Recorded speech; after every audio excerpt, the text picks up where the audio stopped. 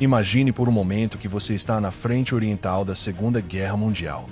O frio morde sua pele, o chão treme sob suas botas, e de repente, ao longe, uma massa de aço surge da neblina. Não importa quantos disparos você dispare contra ela, continua avançando de forma implacável, como se nada pudesse detê-la. Para os soldados alemães, ver um desses monstros soviéticos aparecer era suficiente para espalhar o pânico. Hoje vamos descobrir por que certos tanques da União Soviética se transformaram em verdadeiros pesadelos ambulantes que pareciam indestrutíveis no campo de batalha. Para entender isso, é preciso voltar ao início da invasão alemã em 1941. Foi então que os blindados da série KV fizeram sua aparição. Seu nome vinha de Klimen Voroshilov, um político soviético, e rapidamente conquistaram uma reputação temível. Naqueles primeiros meses de guerra, um único KV-1 ou KV-2, apoiado por infantaria, podia deter o avanço de colunas inteiras de panzers alemães. O que mais aterrorizava os germânicos era a resistência dessas feras. Nem os canhões de 37 mm, nem os de 75 mm conseguiam perfurar sua blindagem. Os projéteis simplesmente ricocheteavam sem causar qualquer dano. Em comparação com os tanques alemães, os KV eram enormes, o dobro do tamanho e do peso. Naquela fase inicial, os invasores não tinham resposta eficaz, a não ser os canhões antiaéreo de 88 mm, que eram escassos e difíceis de posicionar na linha de frente. As histórias que circulavam entre os soldados alemães beiravam o inacreditável. Os KV avançando de forma implacável sob um dilúvio de fogo inimigo, esmagando canhões e passando por cima de outros veículos. Houve casos em que, mesmo sem munições, continuavam combatendo, espalhando terror apenas com sua presença. Para detê-los, os alemães tinham de recorrer a cercá-los e colocar cargas explosivas a curta distância, ou então disparar artilharia pesada a queima-roupa. Antes da invasão, a URSS havia fabricado cerca de 500 KV-1, mas com o passar do tempo sua produção diminuiu. Eram caros demais e complexos de fabricar, e por isso o protagonismo passou para o mais versátil T-34. No entanto, na Guerra de Inverno contra a Finlândia já havia ficado claro que os KV tinham um enorme potencial. Ali, os soviéticos se depararam com fortificações de concreto impossíveis de destruir com armas convencionais, e exigiram uma solução. A resposta foi brutal. Instalar uma torre gigantesca sobre o chassi do KV-1 e equipá-lo com um obus de 152 mm, o dobro do calibre de seu canhão original. Assim nasceu o KV-2. Esse tanque, operado por 6 tripulantes, disparava projéteis explosivos de quase 40 quilos, capazes de pulverizar bunkers e posições fortificadas em questão de segundos. Também podiam carregar munição perfurante para destruir alvos mais resistentes. Um impacto direto de um projétil desses contra um blindado alemão significava o fim imediato. No entanto, sua lentidão e problemas mecânicos limitaram sua eficácia, e o mais grave era que simplesmente nunca foram produzidos em número suficiente. Quando os alemães introduziram tanques mais modernos como o Panther ou o Tiger, a maioria dos KV já havia desaparecido do campo de batalha. Mas a história dos Voroshilov ainda não havia terminado. Os soviéticos tentaram uma variante mais leve e ágil, conhecida como KV-1S, equipada com um canhão modernizado. A intenção era recuperar mobilidade sem perder poder de fogo, mas na prática o resultado foi decepcionante. Enquanto o T-34 absorvia os recursos de produção, o Exército Vermelho precisava, desesperadamente, de um veículo pesado capaz de arrasar posições fortificadas. A solução viria de uma adaptação do próprio chassi do KV. Com um obus de 152 mm montado sobre a base do KV-1S, nasceu uma arma de assalto singular, inicialmente chamada KV-4 e depois conhecida como Sun-52, embora logo recebesse um apelido muito mais aterrador: o Caçador de Feras.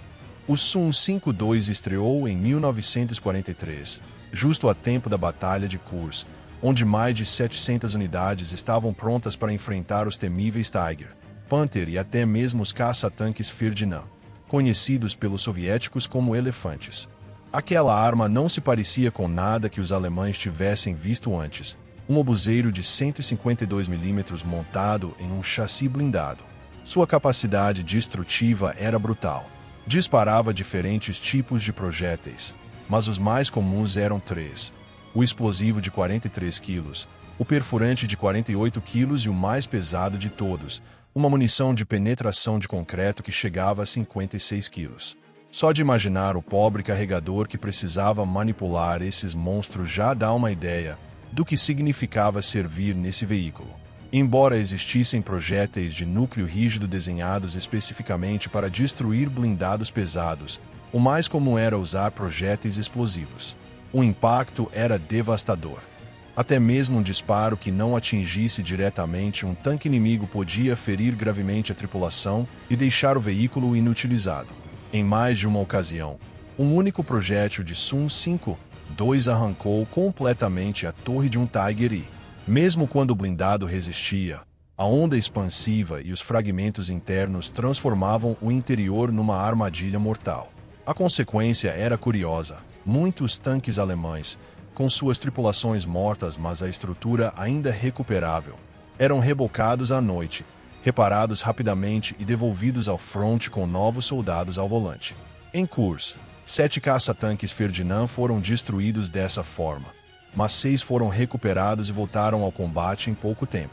Isso obrigou o alto comando soviético a dar uma ordem categórica: disparar até que o veículo fosse completamente reduzido a sucata. Claro que o Sun-52 também tinha limitações.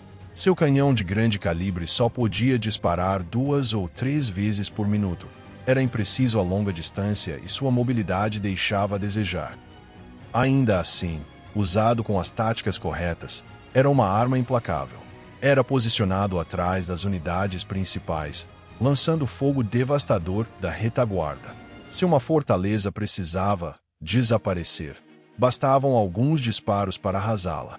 Sua eficácia ficou mais do que provada em Berlim, onde destruíram alguns dos pontos defensivos mais resistentes dos alemães. Em confrontos diretos contra outros tanques, a melhor opção era usá-lo em emboscadas, calculando a distância com precisão antes de abrir fogo. Mesmo assim, o número de projéteis que podiam transportar era muito reduzido, apenas 20. Isso os fazia depender de caminhões de suprimento que precisavam acompanhá-los de perto, expondo-se também ao combate. E havia outro detalhe preocupante. Dentro do compartimento da tripulação ficavam 2 enormes tanques de combustível. Se o blindado fosse perfurado, o resultado era tão óbvio quanto aterrador. Os soviéticos compreenderam que precisavam de um tanque que reunisse o melhor de cada modelo: a potência de fogo dos canhões pesados, a mobilidade de um T-34 e a blindagem de um KV, tudo numa única máquina. A resposta chegou na forma de um novo projeto conhecido como Objeto 240, que daria origem a um dos tanques mais lendários da guerra, o IS, ou Iosif Stalin. Na Batalha de Kursk ficou demonstrado que o canhão de 122 mm M30 era a arma ideal para destruir blindados alemães. Ele podia atravessar os 2 lados da torre de um Panther a mais de 1.500 metros.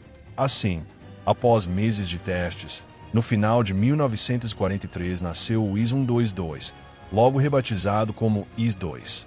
Esse novo tanque introduziu um design moderno com placas frontais inclinadas de 120 mm de espessura, laterais de até 100 mm e uma torre reforçada que abrigava 3 tripulantes. Seu armamento era temível. Um canhão de 122 mm capaz de disparar projéteis explosivos de 25 kg, que podiam fazer veículos, fortificações e até mesmo infantaria voarem pelos ares. Além disso, contava com uma metralhadora coaxial e outra montada na parte traseira da torre. Sua principal desvantagem era a baixa cadência de tiro, apenas 3 disparos por minuto, devido ao tamanho e peso dos projéteis. Também transportava apenas 28 munições, o que obrigava as tripulações a atirar com extremo cuidado. Ainda assim, sua primeira aparição em combate deixou claro que se tratava de uma arma revolucionária. Naquela época, a indústria alemã sofria com a escassez de manganês e começou a usar aço com alto teor de carbono e níquel, o que tornava as junções de suas blindagens mais frágeis. Até impactos que não perfuravam podiam deformar ou rachar placas inteiras. O IS-2 aproveitou essa fraqueza e tornou-se um inimigo temível. Inicialmente reservado para regimentos de elite, era usado em operações ofensivas para abrir brechas em linhas fortificadas. Não enfrentava apenas tanques inimigos, também era letal contra bunkers e pontos de resistência. No entanto, não era perfeito. Contra Panthers e Tigers comandados por tripulações veteranas, a menor manobrabilidade do IS-2 era um sério problema. Com o tempo, foram adicionadas melhorias, como uma metralhadora pesada DSHK de 12,7 mm na torre para se defender da infantaria e de aviões em baixa altitude. No final de 1944, já havia mais de 2.000 IS-2 operando no fronte. Mas a guerra de blindados sempre foi uma questão de quem disparava primeiro. Os Tigers podiam emboscar e destruir vários IS-2 num ataque surpresa. Mas também ocorreu o contrário. Colunas inteiras de tanques alemães foram aniquiladas pelos soviéticos, que inclusive conseguiram derrubar o imponente Tiger II. Perto do fim da guerra, cada corpo blindado soviético contava com pelo menos um regimento de IS-2. Porém, nas batalhas urbanas, especialmente em Berlim, as tripulações sofreram perdas terríveis. Mais de 70% dos tanques ficavam fora de combate por minas, Panzerfaust, Panzerschreck ou simples coquetéis Molotov. Para sobreviver, os soviéticos começaram a lutar em formações fechadas, cobrindo-se mutuamente e apoiados por esquadras de infantaria armadas com submetralhadoras.